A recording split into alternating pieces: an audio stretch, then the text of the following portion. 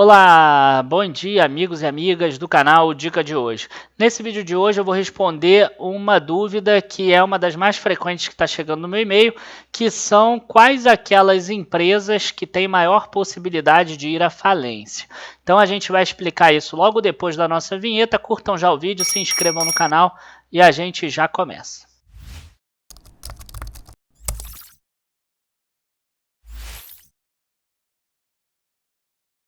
Bom, antes de mais nada, é importante a gente explicar uma situação, que é a seguinte. Antes da gente chegar numa falência propriamente dita de uma empresa, que você é obrigado a juntar toda a massa falida, vender os ativos dela para tentar pagar impostos que ficaram atrasados, colaboradores, credores e acionistas, a gente tem outras formas antes de chegar nisso. E uma forma, normalmente, é a recuperação judicial. Então, as empresas não vão falir do dia para a noite, elas provavelmente vão entrar primeiro numa recuperação judicial ou numa recuperação extrajudicial, que vai fazer com que elas não precisem pagar os débitos dela por 3 meses ou até 6 meses, que é prorrogável, para que ela possa ganhar um pouco de fôlego na operação dela e para que ela possa discutir e renegociar as dívidas com os seus credores. Então, nesse período que ela renegocia as dívidas com os credores, ela tem um certo fôlego também. Se a gente pegar o caso da Oi agora, que é o mais recente, a gente vê que essas dívidas foram renegociadas com descontos que chegam até 60%, dependendo do valor da dívida, e também um alongamento de prazo que pode chegar até 20 anos. Então, o fato de uma empresa ter uma dívida alta, entrar numa recuperação judicial e etc., não significa que ela vá ter problemas e ela vai deixar de existir. O que é importante a gente ter em mente é que, se você quiser entrar numa empresa que ainda vai entrar em recuperação judicial, o teu prazo tem que ser longuíssimo, né? Tem que ser assim, 15, 20, 30 anos, por exemplo, porque é o tempo de uma empresa cair e subir de novo. Tá? O melhor exemplo disso é a Eneva. A Eneva, por exemplo, ela já chegou a valer R$700, entrou num período de recuperação judicial lá em 2014, ficou nesse período, saiu, se eu não me engano, em 2016, 2017.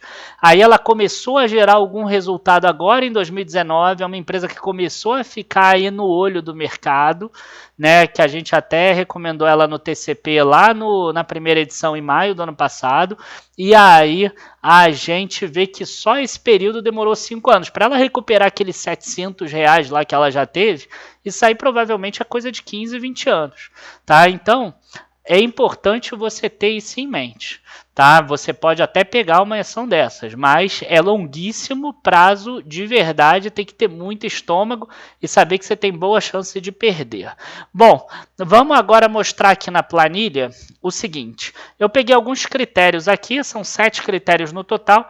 Vamos explicar rapidinho cada um deles, vai começar a aparecer aqui embaixo. Vamos lá, dívida líquida sobre resultado operacional, dívida líquida sobre EBIT. Tá? Esse resultado aqui, ele significa o seguinte, ele significa que a empresa tem uma dívida e essa dívida já está descontada do caixa dela. Então, é exatamente a dívida dela. Você divide pelo resultado operacional que ela gerou no último ano, que em tese foi um ano bom. Se essa dívida for 3 vezes superior, ela é uma empresa que tem risco. Se esse número for negativo, muito provavelmente a empresa tem um resultado operacional já negativo. Então, também tem um risco, porque se ela no ano bom ela já estava com resultado operacional negativo, nesse ano que vai ser ruim, a não ser que ela seja uma farmacêutica ou alguma coisa de alimentos, ou é uma exportadora talvez, ela vai ter um resultado pior ainda, né? Então a dívida tenderia a crescer mais.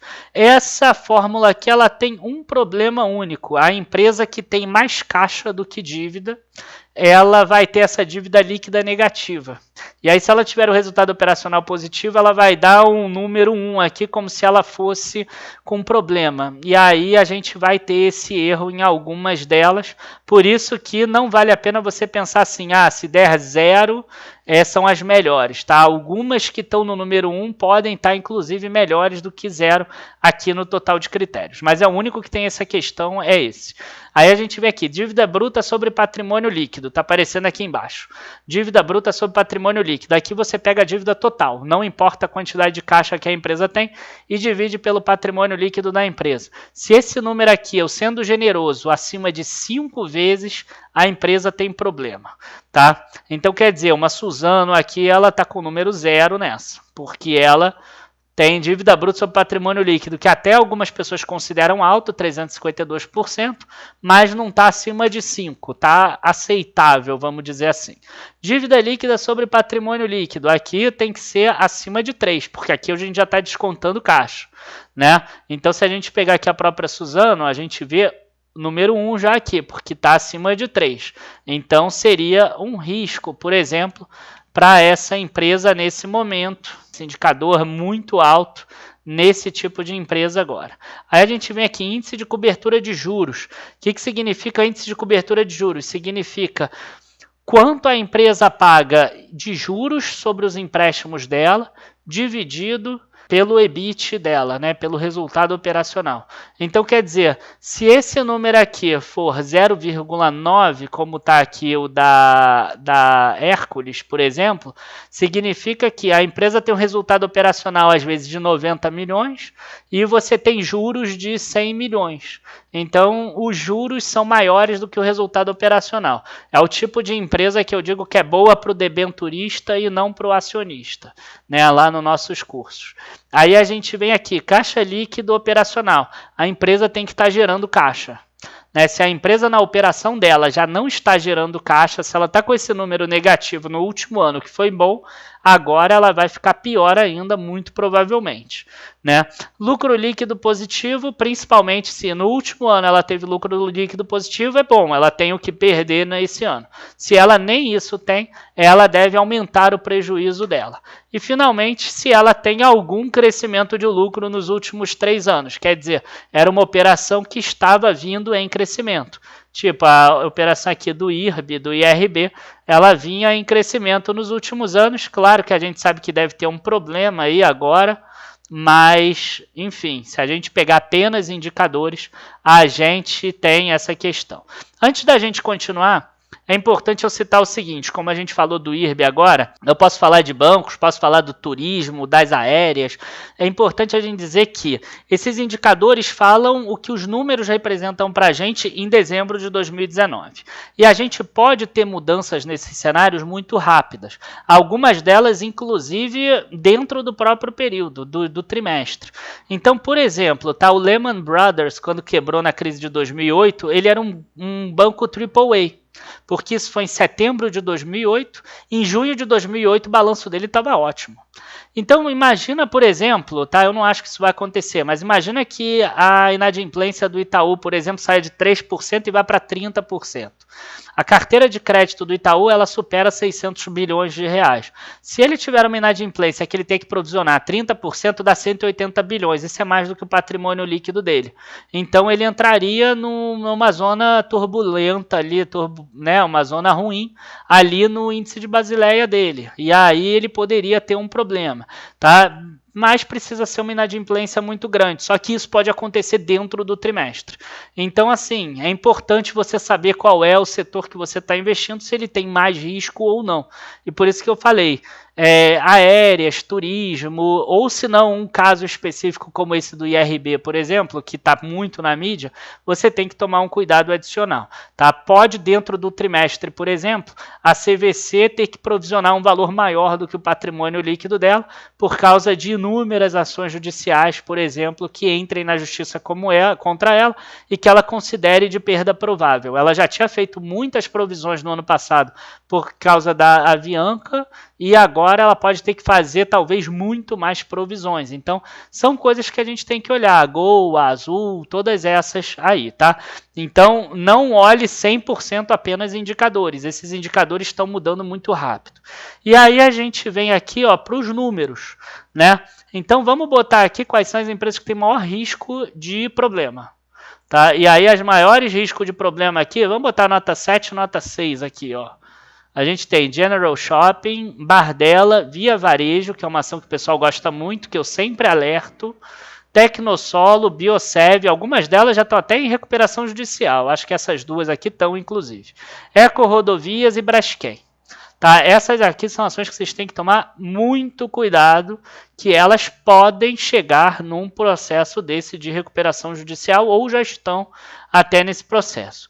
Qual é a questão? A questão é que, muito provavelmente, de uma dessas ações pequenininhas é que a gente vai ver uma valorização muito grande. Então, algumas pessoas aceitam correr o risco de pegar uma ação aqui, ó, que esteja no 7, no 6 ou no 5. Então, o cara acha que a Recrusul, por exemplo, vai ser boa, ou a Marfrig vai ser boa, a JSL agora tem potencial. Muito provavelmente, a gente vai ver algumas dessas ações aqui em recuperação judicial e outras com crescimento talvez de 300%, 400%, 500%.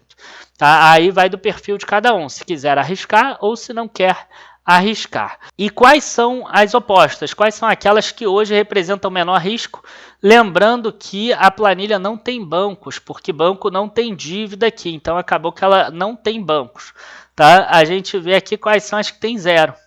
A gente tem aqui, ó, Tenda, Fleury, Copel, Equimia é uma parte da Equatorial, né, que é a Semar antiga, a Equatorial Maranhão, Duratex, Engie, ó, Energias do Brasil, Copasa, Ferbasa, Panvel, ó, a CVC entrando aqui, olha só o risco, ó, dos indicadores ainda não estarem mostrando. Guararapes, Log, Cosan, EQPA, que é a outra Equatorial, que era a antiga Celpa, Nadir Figueiredo, SLC.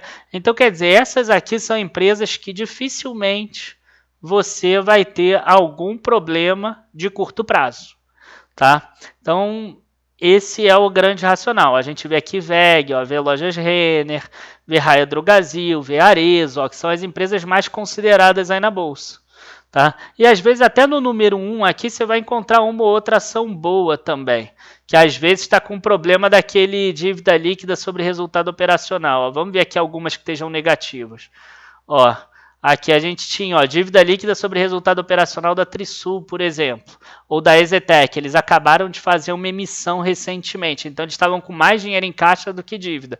Esse valor deu negativo aqui, então eles acabaram pegando o número 1 nesse primeiro critério aqui, o que trouxe aqui elas para esse patamar aqui de número 1. Mas na verdade elas deveriam ser 0, é o que eu falei daquele erro do primeiro. Ó, a EMAI, a mesma coisa, né? Ó, Ering também tem muito caixa. Eu tô achando estranho a Grendene não tá aqui, mas enfim, é isso também. Achei que eu ia achar a Grendene aí também. Bom, gente, o estudo é esse. Espero que vocês tenham gostado. Se vocês quiserem comprar alguma daquelas 5, 6 ou 7, saibam dos riscos que vocês estão correndo. Provavelmente a gente vai ter algumas recuperações judiciais dentre aquelas e provavelmente a gente vai ter altas valorizações dentre aquelas também, tá? Enfim, gente, abraços aí a todos, até a próxima e não deixem de se inscrever aqui, curtir o vídeo também. Abraço a todos, bons investimentos. Tchau, tchau.